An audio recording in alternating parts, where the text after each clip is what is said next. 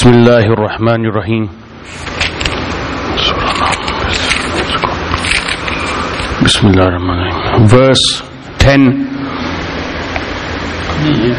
verse 8, only translations left. Verse 8, Suratul Araf. والوزن يومئذ الحق فمن ثقلت موازينه فأولئك هم المفلحون ومن خفت موازينه فأولئك الذين خسروا أنفسهم بما كانوا بآياتنا يظلمون. And the weighing on that day of resurrection will be the true weighing. So as for those whose scale of good deeds will be heavy, will be the successful by entering paradise. And as of those whose scale will be light, they are those who will lose their own selves by entering hell, because they denied and rejected our ayat, proofs, evidences, verses, lessons, signs, revelations.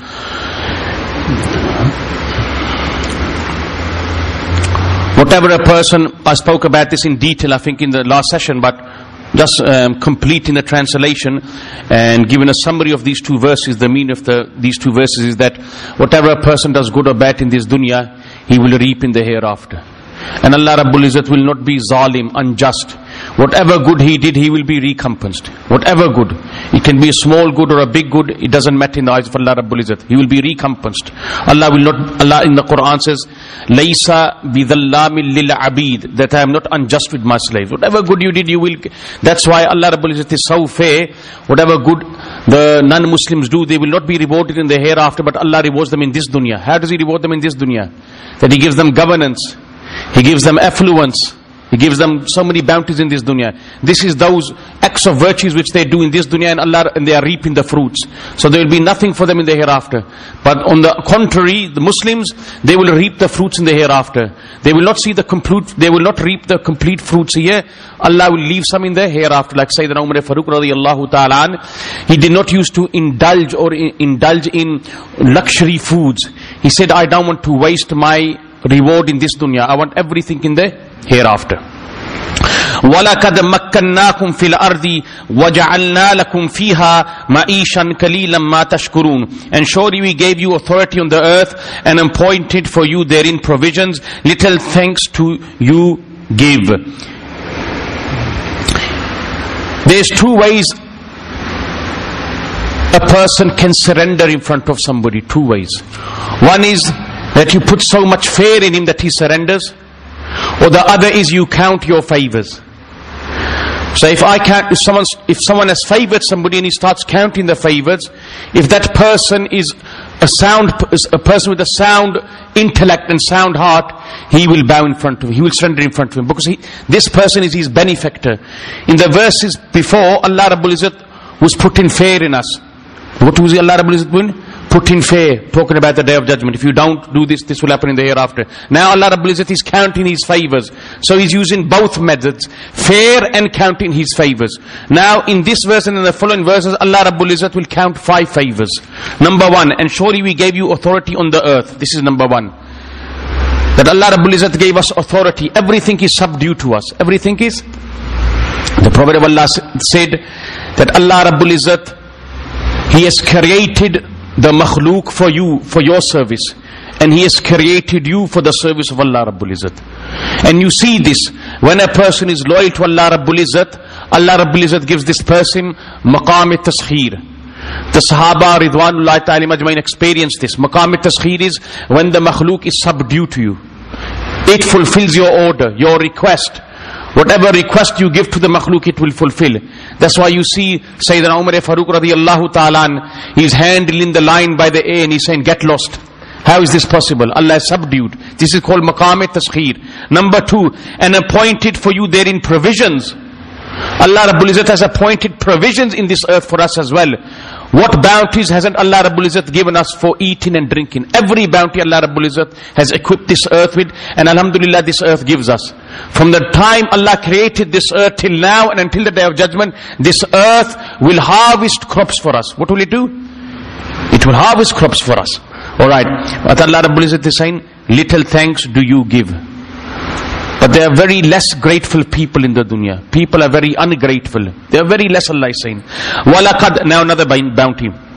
Number 3, وَلَقَدْ خَلَقْنَاكُمْ, and surely we created you. You were nothing and we created you. So you didn't exist and Allah Rabbul Izzat created us. This is a bounty as well. And then gave you shape. Number 4 bounty. And then Allah Rabbul Izzat created us in this form, in this shape. لَقَدْ خَلَقْنَا الْإِنسَانَ فِي أَحْسَنِ تَقْوِيمٍ. So even this verse and the verse of Surah 18, it is condemning the ideology and the theory of Taoism. Allah Rabbul Izzat created us in this form. Allah says, لَقَدْ خَلَقْنَا الْإِنسَانَ فِي أَحْسَنِ تَقْوِيمٍ. Allah created us in the best of forms. Now, is this the best of form? Is the monkey the best of form? It's obvious. Alright. And then the greatest bounty, Allah Rabbul Izzat, this is the greatest favor Allah Rabbul Izzat is counting now. The greatest favor. To give dignity and honor to Bani Adam. What is that? And then we told the angels, prostrate yourselves to Adam. And they prostrated themselves, except Iblis. He refused to be of those who prostrated themselves. How did Iblis come to live with the angels? Before Allah Rabbul Izzat created Sayyidina Adam alayhi salatu wassalam, the jinnat, they used to live on planet Earth, they used to live on Earth. They became so mischief that Allah Rabbul Izzat wanted to penalize them, punish them. So Allah Rabbul Izzat sent the angels to punish them. The angels punished many shaitans, but there was one whose name was Iblis. He was a abid of Allah Rabbul Izzat. What was he? A abid. He was engaged in the ibadah of Allah Rabbul Izzat 24/7. So Allah Rabbul Izzat said, you can go, you can come up with the angels. That's how we got a place in the sky, heavens. That Allah Rabbul Izzat, you are so holy, you are so righteous and pious, I will give you a place with the angels in Jannah, so you can go. This is how the jinn, the shaitan, ended up in Jannah, in the skies. Alright. قَالَ مَا مَنَعَكَ أَلَّا تَسْجُدَ إِذْ أَمَرْتُكَ قَالَ أَنَا خَيْرٌ مِّنْهُ خَلَقْتَنِي مِنْ نَارٍ وَخَلَقْتَهُ مِنْ تِينٍ. Allah said, what prevented you, O Iblis, that you did not prostrate yourself when I commanded you? Iblis said, I am better than him. Adam, you created me from fire and him you created from clay. In this verse of the glorious Quran, Allah Rabbul Izzat is mentioning the reply of the Iblis, the shaitan, the reply which he gave to Allah Rabbul Izzat. This is something to understand. I will be speaking about this in detail. His justification. What was the reply of the shaitan? The reply of the shaitan was, oh Allah, you created me from fire and you created him from clay and soil and dust. I am better than him. The reason being is, I am an elevated, indivisible atom and there is a nur in me. Justification. This, he is jism-e kasif. He is dense in his shape and in his form and in his origin. He is dense. And he is a inferior, indivisible atom. How can I prostrate in front of him? This was his justification. What he didn't understand was, subhanallah, he looked at Adam alayhi salam's apparent form and shape. If he didn't look, he didn't understand, or he didn't ponder in this, that what did Allah Rabbul Izzat create Adam alayhi salam from? If he understood this, he would have prostrated. What did Allah Rabbul Izzat create Adam alayhi salam from? Clay and water. So Allah used two ingredients, clay and water is such a powerful element that this can even extinguish the most, you can say, fearsome fires. Yes, it can extinguish fire. So if he looked at this quality, he would have understood that. And water, it is the fountain of life for every creation. It is the fountain of life for every creation. If he understood this, that the ingredients that Allah Rabbul Izzat created, Sayyidina Adam Islam, they are better than fire, he would have prostrated. But he didn't look at this. What did he look at? The apparent form and shape. He made a mistake here. He didn't see that in clay and dust, Allah Rabbul Izzat has put humbleness. Allah has put humbleness. It is a very, you call it a peaceful creation of Allah. Peaceful in this sense that it is stagnant. It is patient. It has got a lot of shame. And the proof of this is that this, one of the greatest qualities of clay is that it doesn't harm anybody. It doesn't harm anybody. What do the people not do with the earth? They open it up. Yes, they use axis on it. This is the back. This is the back of the earth. This. What tools don't we use to damage the earth? But does it ever complain? Never complains. We see that twice a year we harvest. The ground never rejects any plantation. It doesn't reject the seed. He said, do whatever you want. You can put anything in my bag. I will accept. So it's a very humble creation of Allah Rabbul Izzat. Whereas fire just looked at one element, one quality in itself. That was that it was nur, it was light. But they didn't see with this light there's so many darknesses as well. There's so many darknesses. When there's a great fire, what is you don't only see light, what do you see? You see black smoke as well. So there's a lot of darkness as well. Alright. And at the end of the day, what is the yardstick? At the end of the day, what is the yardstick for acceptance in the eyes of Allah Rabbul Izzat? This is something he didn't understand. This is another reason. This is looking at clay or Sayyidina Adam with the visible eyes. This is one side of the story. The other side of the story, he didn't understand this as well. At the end of the day, the yardstick of acceptance in the eye of Allah Rabbul Izzat, it isn't that something is made from fire, something is made of clay. It is who is ready to submit in front of me. Finish. Who is ready to? Because if this was the only element of greatness and piety and virtue, that you are made from fire, and said that Adam is made from clay, Allah Rabbul Izzat created Adam from his own hands. What are you then? You are nothing. Allah created Adam from his own hands. He didn't create fire from his own hands. So at the end of the day, the yardstick of acceptance in the eye of Allah Rabbul Izzat, in the sight of Allah Rabbul Izzat, it is who is ready to submit. This is it. Now there's one thing I want to speak about in detail today. Very important. Like the shaitan, I'll just mention this and then we'll carry on. The shaitan made 3 mistakes. The latter mistake was greater than the one before. The latter was greater than the one before. The first mistake he made was that he disobeyed the order of Allah Rabbul Izzat. Greatest mistake. Number 2, he justified it. He justified it. He said, Allah created me from fire and him from clay. I am an elevated, indivisible atom. This is an inferior atom. How can I prostrate? And the third thing, he became disappointed, hopeless regarding the mercy of Allah Rabbul Izzat. He thought Allah could not forgive. Greatest mistake. Justifying is another one. The greatest mistake is he thought Allah could not forgive. So when a person makes this frame of mind that Allah will not forgive, then what will he do? Whatever evil he can do, he will do then. Nothing can stop him. That's why he requested what Allah will mention in the following verse. I will not mention that. Then a person requests that. Now, if we understand this today, we really know where we will stand. We've got to understand this. Sharia, we've got to understand Sharia is from Allah and it is above our contemplation. It is above our intellect. What the shaitan did was he used his jurisdiction there where it was not allowed. He used his jurisdiction there where it was not allowed. His intellect. He was not allowed to use his intellect. I will not do sajda because I am greater than Adam. We got to understand what is the jurisdiction. What is our jurisdiction? What is the jurisdiction of the intellect? Now, to obtain the knowledge of anything, remember this.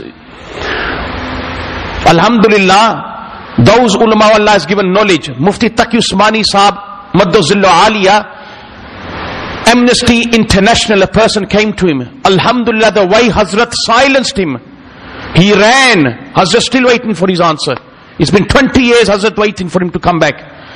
What is the objective of Amnesty International? What is their motto? Freedom of speech. Not only freedom of speech, freedom of intellect.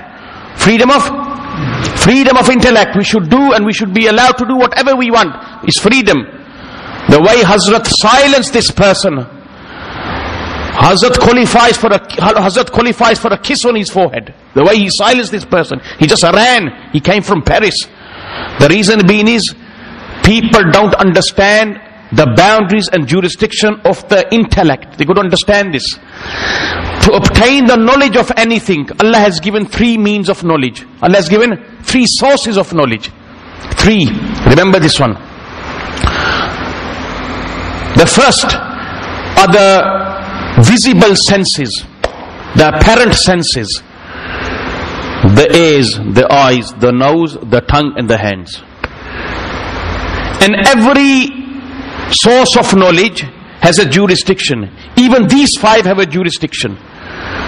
Allah has created the eyes for what? So we can see things. For vision. He has created the ears so we can hear things. He has created the nose, and the purpose of the nose is to smell. The purpose of the tongue is to taste. Is this thing bitter, sweet? What is it? And the purpose of the hand is to see, is something soft, or to hold, or to grip something, or to grasp something, or to see if something is soft or hard. So every sense which Allah Rabbul Izzat has given to Bani Adam has got a jurisdiction. Now if we want to use the ears to see, will the ears see? If we want to use the eyes to hear, will the eyes hear? If we want to use the hands to smell, will the hands smell? They will not smell. Now if someone says someone's using his ears to see, and someone comes up to me and says, man, your ears will never be able to see. Now if this person says, be quiet, what do you know? He goes, be quiet, what do you know? And if this is the case that the ears will not see, then that means the ears are useless. This is a foolish and stupid person. The ears are not useless. He hasn't understood where to use the ears. He hasn't understood where to use the ears. The ears are not to see, the eyes are to see. If you use the ears in its appropriate place, they will be beneficial. If you don't use them in the appropriate place, they will not be beneficial.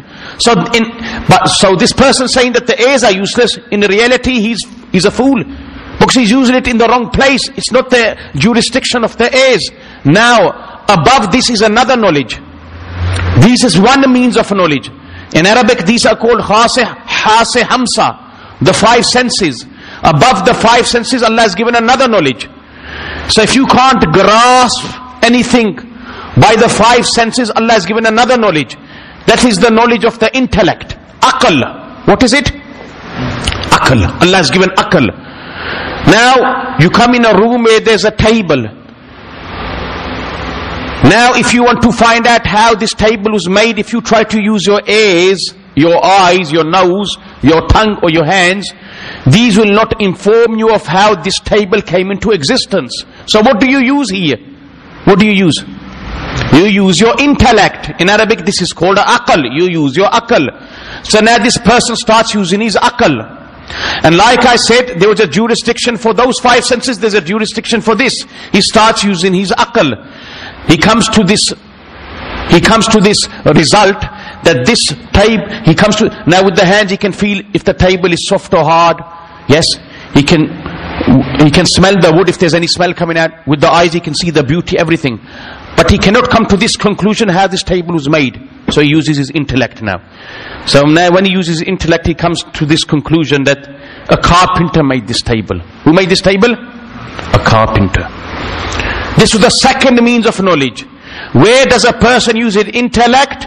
Where the 5 senses end. So where the 5 senses, where they reach their boundary, the intellect starts. Now, like I said, there was a jurisdiction for those 5 senses, there's a jurisdiction for the aql as well. Now where the aql ends, where a person's intellect ends, that's where Sharia comes. That's where. So now where a person's intellect ends, he can't understand something, an order of the Quran. The reason being is, if there's an order in the Quran which he cannot understand, that order was not for his intellect to understand, because it's not its jurisdiction. That is wahi alahi.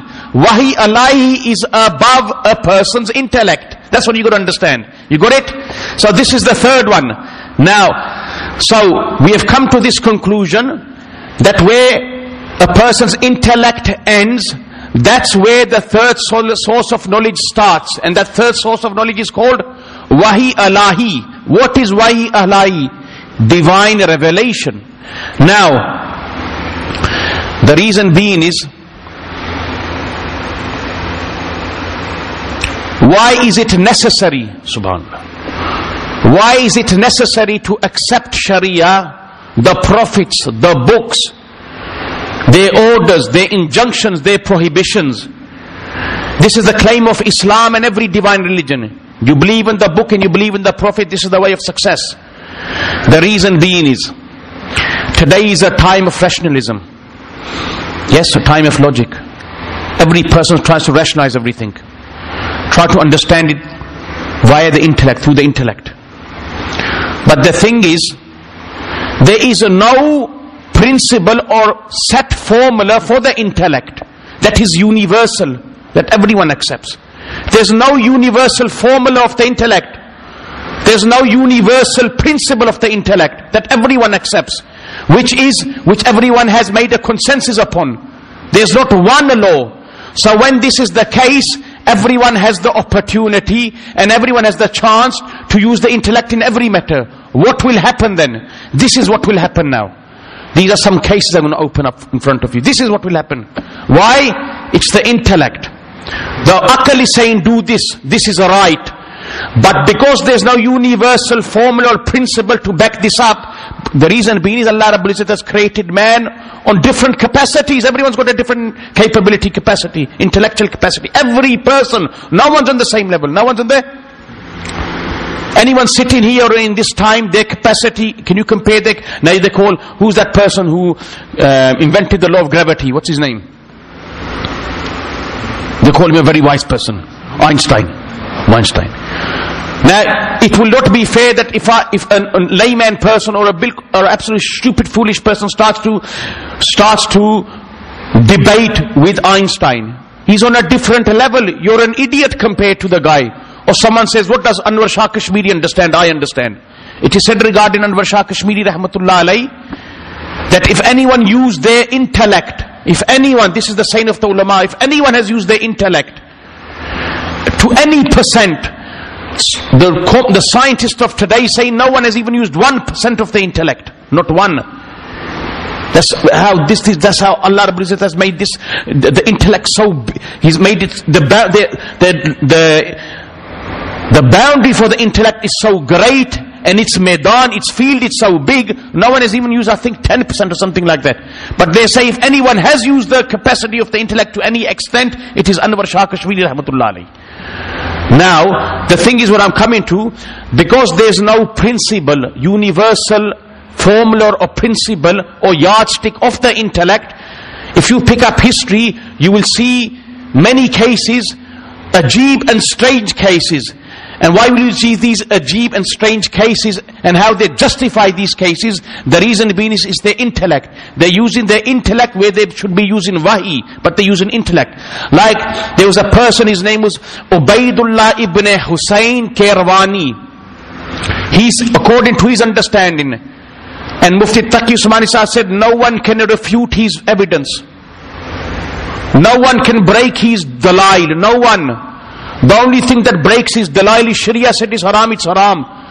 But if you look at his dalail, his proof and evidences, Hazrat says no one can break. And if Mufti Taqi Usmani Sahib is saying this, who is most probably the greatest alim of this era in this time, if not the greatest, then we have no chance presenting evidence to this person.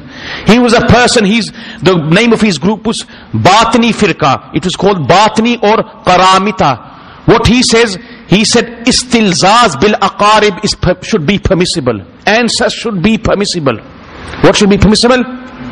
Ancest. Everyone understand what ancest is? He says ancest should be permissible.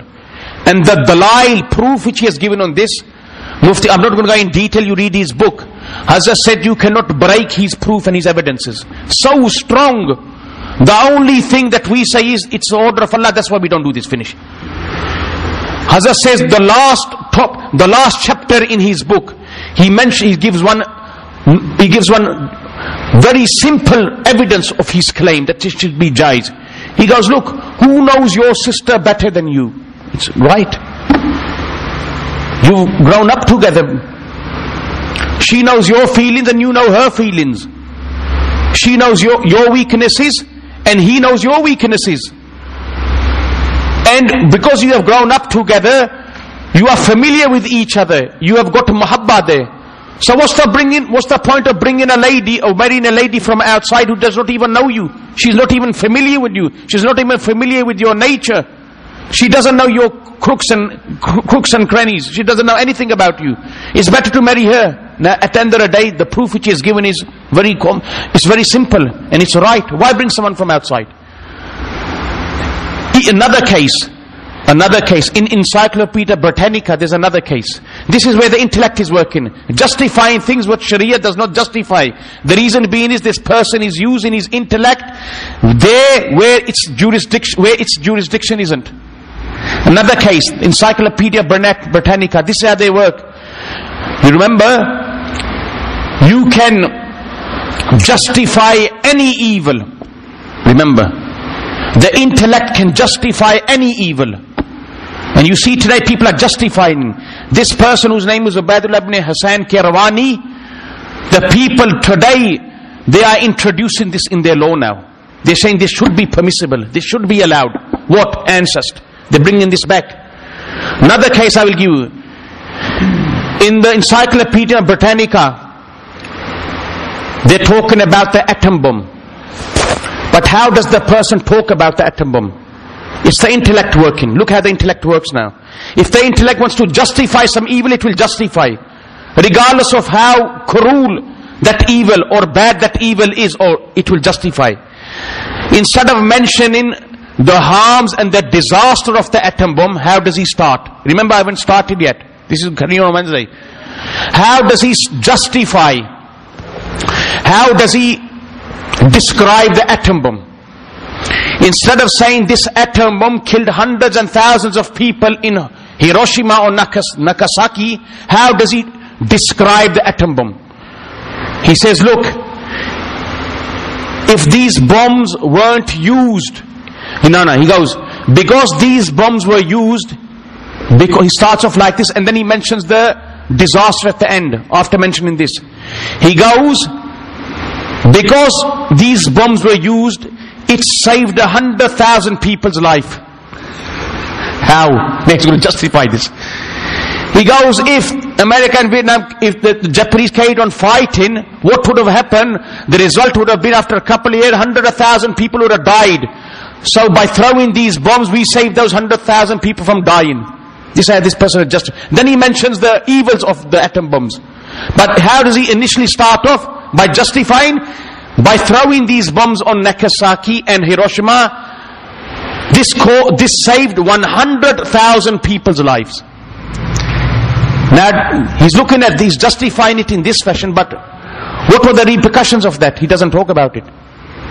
So at the end of the day, if you leave the intellect to wander, and you say there is no boundary of the akal, this is what you will do. You will justify every evil. Inshallah, we will carry on Wednesday. Wa akhiru da'wana alhamdulillahi rabbil alamin.